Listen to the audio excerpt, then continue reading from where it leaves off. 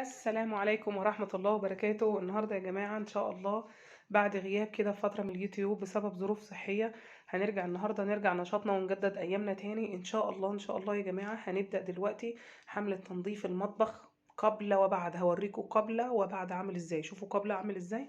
طبعا لا يرجى عليه. شوفوا عامل إزاي شكل المنظر البوتاجاز. شوفوا شوفوا شوفوا هنعمل قبل وايه وبعد. فاحنا عاوزين حملة نظافة كاملة، حملة نظافة كاملة، مواعين والحاجة يا جماعة. شوفوا خلوكوا بقى معايا خطوة خطوة، وهنبدأ نغسل حاجة حاجة. المواعين الأول، وبعدين هنشطب البوتاجاز، بعدين هننضف المطبخ حاجة حاجة. هوريكم قبل وبعد. ده روتين يوم من يومياتي في مطبخي.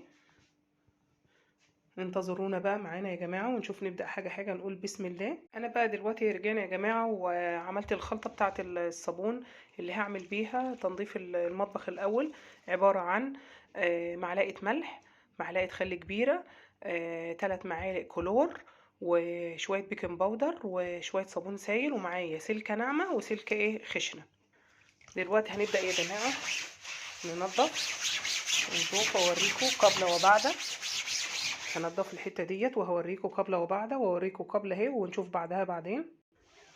نرجع ليها بقى يا جماعة. شوفوا قبل كانت قبل من شوية وبقت بعد دلوقتي بتلمع ازاي اهي يا جماعة. نكمل بقى ونرجع لكم تاني كده يا جماعة. رجعنا لكم للجزء الاولاني اهو. ما خلصنا رتبنا اول جزء رتبناه يا جماعة اهو.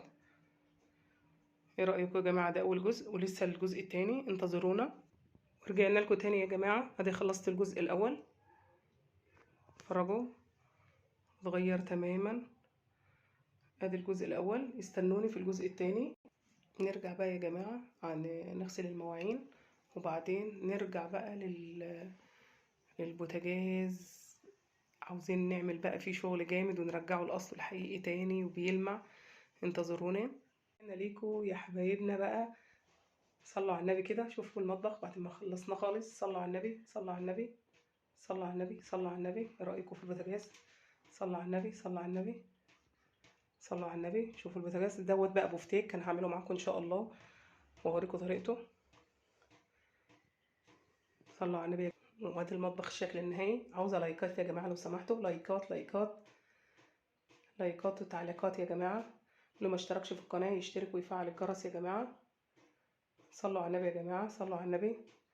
دعوات كليه بقى بالشفاء العاجل يا رب.